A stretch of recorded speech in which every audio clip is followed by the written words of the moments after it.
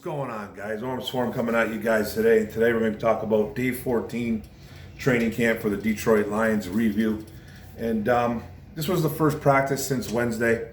You know, they had a practice Wednesday, small walkthrough again on Thursday. And then Friday they had a game, first preseason game versus the Buffalo Bills. Had the weekend off. Some things went down during the weekend with them. We'll get to that in a little bit. But this was their first real practice since Wednesday.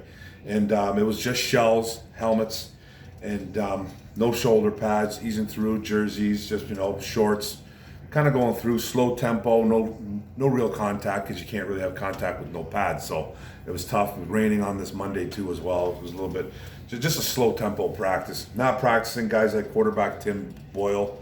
Got the ankle, got a little bit rolled up on Friday night against the Buffalo Bills. Stayed in the game, but I think they kept him out for precautionary reasons. Tight end Charlie Tompeo, or Charlie T, I'm going to call him, broken ribs, got into a car accident. Passenger, he was a passenger. Cornerback Alex Brown, who we had too, was driving drunk, driving the wrong side on a highway. Believed to be in Atlanta, coming home from a strip club.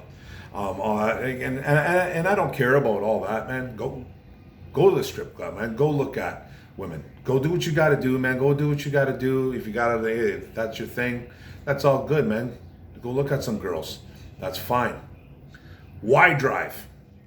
Why drive drunk? And why get into a car with them? There goes your opportunity, because both you idiots just got released. Alex Brown's released, and so is Charlie T.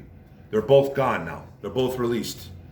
They had to put Charlie T on the injured waived list, whatever it is, because he had broken ribs. And then quarterback Alex Brown, he's facing like 4 charges.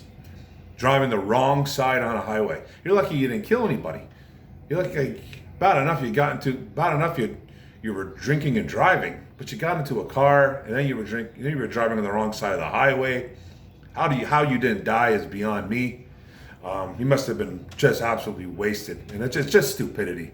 2 guys that probably weren't going to make the team. Charlie T was kind of having a little bit better camp than Alex Brown, but it's just plain stupidity. Plain stupidity. Call somebody. Like, you got the service, man. You have that NFL service. Even if you're in there, I'm pretty sure you do. Even though it's only camp, and you're not officially on the team, but there's got to be some type of service. And plus, man, you're making decent money, even if they just sign you to cheap. Even if they just sign you to cheap, you got some money in your pocket. Call a cab, man. Call a car service. If you don't have that NFL, service, you have some cash in your pocket. It's just stupidity, and it just makes me hot, man. Then guys like tight end TJ Hawkinson was out. I think he's still from last week, a little bit banged up in that Akuda thing. Guard Evan Baum got put on the IR. Guy that can play some center and guard. He's on the IR now. Offensive lineman Tyrell Crosby got that grade 1 hammy. He's still out. Defensive tackle Nick Williams. COVID. Defensive tackle John Pennicini. Undisclosed out too. Defensive tackle Miles Brown, undisclosed. Defensive tackle Deshaun Hand, undisclosed. Linebacker Sean Dean Hamilton, undisclosed. Then quarterback Corn Elder with the leg got crossed up with Brashad Perriman like a week and a half ago, and he didn't play. He didn't practice either. Limited was running back DeAndre Swift with the groin. Did some walkthroughs and stretches. Wide receiver Damian Ratley. I'm not sure what his injury is, but Swift and Ratley were both on the sidelines running and stretching. Ratley participated in everything except for team drills. Guys that returned back to practice were running back Jamar Jefferson, the rookie at Oregon State with the ankle. Defensive tackle, defensive end Levi Muzuike, another rookie, has some back issues going on. He returned back to practice. Wide receiver Quintez Cephas with the head injury, he came back. Wide receiver Brashad Perriman with the hip, he came back as well. So good to see those guys back. All 4 were in some team drills. Still not a padded. It's still nothing serious. Getting just acclimated back into the mix, because there was no pads in practice, no real contact. So the wide receiver room though is getting healthy. is getting healthy. There's not a lot to report today about day 14, anyways, guys. That's not really a lot to report. It's kind of a slow tempo practice. But wide receiver room is getting healthy. It was good to see on day 14, Cephas beat a Warrior on kind of a bobbled pass on a 7-on-7. Goff scrambling, couldn't find anybody open at first, and then found Brashad Perryman, kind of slipped by Jeff Okudah, and Goff found him on a nice gain. So that's nice to see Perryman out there. He's going to need to do more of this. Perryman and Cephas dropping in the depth chart though right now because of injuries going on. They've missed quite a bit of camp so far. Perryman taking all the second team reps, so he's dropped from being wide receiver 2 to literally being wide receiver 3, 4. He's not even in the slot. So basically wide receiver 4, taking all the reps on the second team. Now Kalif Raymond has bumped up to wide receiver 2. Opposite of Tyrell Williams, who's wide receiver 1 right now. So Kalif Raymond getting a bump up, Brashad Perryman taking a bump down, Cephas taking a little bit of a bump down. Those guys are going to have to start playing. Kalif Raymond's been making some noise in camp. Now, Kalif Raymond's no game changer. This could change in the next 10 minutes. There's just nobody out there that's special in this wide receiver room. So you're going to see a lot of shuffling to find out who is going to be these wide receivers. But if you stay healthy, you're probably going to be a starter. And Kalif Raymond making a tiny bit of noise in the secondary, and at least he's getting first team reps. So that's good. Then you got wide receiver Tom Kennedy out there making plays. He was highly targeted in the Friday game, the preseason game against the Buffalo Bills. I think he led the team in targets. As well. I mean, in a couple nice little shifty moves, couple nice catches. He could be fighting for that slot now that Raymond's taking a little bit of a bump up. But he'll be fighting with guys he'll be fighting with Cephas. He'll be fighting with, what's his name there? Amon-Ra St. Brown, the rookie out of USC. Cephas is more of an outside wide receiver, I think, but he can play some probably inside too as well. But Kennedy might have a shot. I still think he's a bubble player, and he might get either cut or put on the practice squad. But at least he's out here making plays, man. He scored on a 7-on-7, scored on a touchdown throw. So it's good out there. Does he have a shot? We'll see. Now the rest of the practice was pretty much just like 4-minute drills. Just like 4-minute drills. They did a couple variations of those drills. One was bleeding out the clock leading by 3 points. The Detroit Lions leading by 3 points. It was first team offense versus second team defense. Running the ball, majority. Not making tackles though, but you know what I mean. Just seeing what they have with this run game and seeing what they can do, make some noise. First team won this drill is what you always want to hear when you hear first versus second or first versus third. First team won this drill. The object was to bleed out the clock.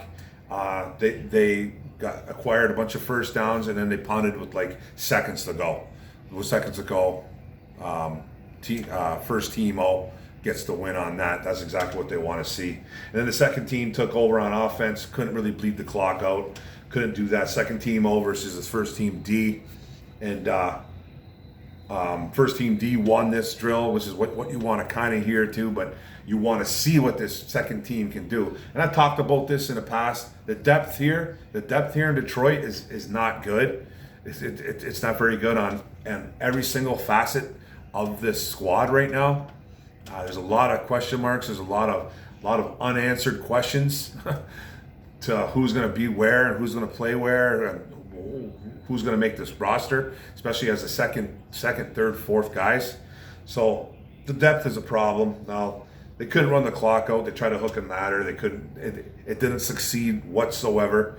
And the second team ended up punting the ball with like 2 minutes, with like more than 2 minutes. So they failed that one. And then they still did some more 4-minute drills. This time with the offense out there, first team offense out there trailing by 4 points, so the Lions were losing by 4. It was first team O versus first team secondary. First team O prevailed is what you kind of want to see, but it's first versus first. So, but I want to see what's going on with his offense. They went right in. They went going deep into the territory. They getting first downs. Wide receiver St. Brown making several catches. Khalif Raymond in on that too. St. Brown apparently made a really nice catch on a 4th down conversion as well. Something that you want to see and hear as well. The kid's out there making plays. I think he's pretty much got that number 3 locked up. You never know what's going on there. It could be some shuffling going on, but he's starting to get that lead there. Get that lead on it. He's almost got a hold on it. And then the D, they got pushed all the way to the goal line. D had that bend but don't break mentality. They didn't let them score, so cornerback Jerry Jacobs and Mike Ford made some nice plays in the end zone, made some nice pass breakups in the end zone, which is nice to hear and see. And then you got Darren Fells out there getting looks a lot. Goff is liking him some Darren Fells. Hawk's kind of on the sidelines right now, so Goff's getting a lot of Darren Fell looks, and he's kind of building a little bit of chemistry with him, and he was hitting him a lot on day 14. Head coach Dan Campbell out here talking up Tavai a little bit, calling him a hammer, calling him the 1st and 2nd down linebacker, which means 1st and 2nd down linebacker, which if I'm going to translate that for you, first of all, it doesn't seem like Dan Campbell is a guy that's going to mix words. I don't think he's ever going to come out and bash a player. That's just not what you do. It's not what you do anyways. So he's going to come out and he's going to try to talk in a positive way about Jelani Tavai.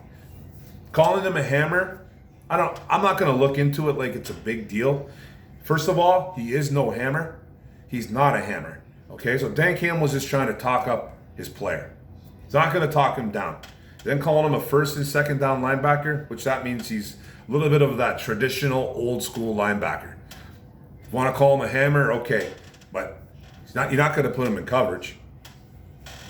Is he going to maybe play in some 1st and 2nd down situations where they're running the ball or goal line or 2nd and short, 3rd and short?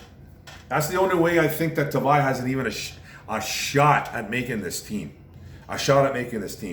He looked awful on Friday, and I talked about it in my video before. He just looked terrible. It was one preseason game, but we've already seen 2 years of it as well. He had a little bit of flash in his rookie year. 2nd year, I think he regressed huge, and a lot of it could have been done with scheme, but a lot of it has to do with within yourself too. You can blame schemes, you can blame coaches, you can blame everybody but yourself. But sometimes you have to look at yourself in the mirror, okay, and say, okay, maybe I was the problem, or I was part of the problem, right? Now, Dan Campbell calling him a hammer. Do what you will, Danimal. Do what you will, but I'm not buying it. I think this guy's literally on the outside looking in right now.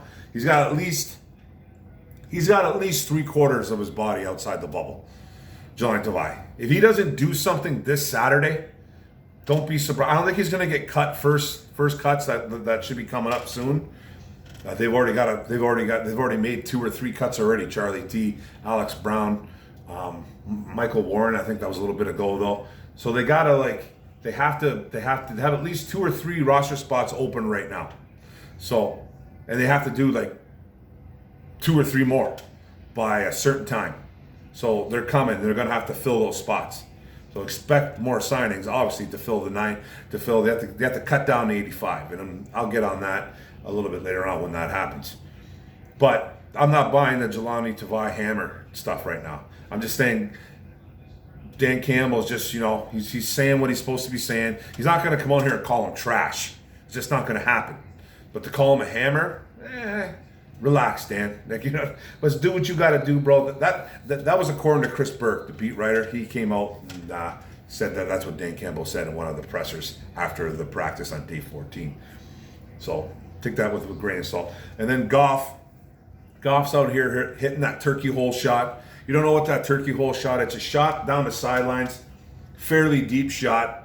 A Stafford beauty. Stafford was one of Stafford's signature throws that he always made. It's a shot on the sidelines between a corner and a safety in a small window. He did it against. Goff threw it against Buffalo on Friday night on the Tyrell Williams shot. It was a beautiful shot. It was the turkey hole shot, man. I guess he did it again. He threw one, and Goff's kind of lost that. Goff's kind of lost that throw within the last few years, last couple years, anyways. It's good. So Lions kind of needed to see this coaching, and his quarterback coach Brunell and his head coach Dan Campbell, Brad Holmes as a GM. They need to kind of see this kind of stuff from Goff. His confidence level needs to get boosted, and if he's throwing those turkey hole shots, that's a plus for the Detroit Lions. So I do like that. And I guess offensive guard Logan Stenberg is he's trending upwards. Dan Campbell coming out and saying he's been listening to us. He kind of turned our eyes towards him now. He's like, we're keeping an eye on him, and he's doing things that we've asked him to do, which is good because I think he's another guy that's possibly on the bubble. His O-line depth, though, is terrible, so we need Logan Stenberg to step up. We need somebody to step up. And if he can beat out Big V, more power to you, man. But I think he's in a little bit of trouble, but at least he's trending upward, which I like to hear. And then A.J. Parker, the undrafted free agent corner, the cornerback that we picked up, making plays out there. Earlier, like I said, made a play in the end zone on a pass breakup on a 4-minute drill. He's trending upwards as well too. And then Okudah made a really nice play on a pass breakup too for Goff to Tyrell Williams. Okudah played it really nicely, broke up the pass, incomplete, let everybody know what was up, and that's good to hear too that Okudah's doing that too, because he was kind of quiet on Friday night, but that's all right, because if you're quiet, you're not hearing your name as a corner, sometimes that's a good thing. But that's it, guys. That's the video. Not a lot to report, really. Not a lot of video out there as well too. It's very, very hard to find video right now. Basically not really allowed to be recording any type of any kind of Lions practice. I think it's only if it's allowed, I think. But it's like you occasionally get like a bootleg version, man, but some of it's bad. But this is what I'm getting. This is what I'm reporting back, guys. So thanks for the video. Don't forget to like and subscribe. Hit that subscribe button in the bottom right. Hit the notification bell. Get all my videos. And don't forget to like and comment. It's all about the comments and the likes. And we can talk some Lions football. Let's go. Pittsburgh Steelers are coming up, man. Saturday night. Preseason, baby. Oh,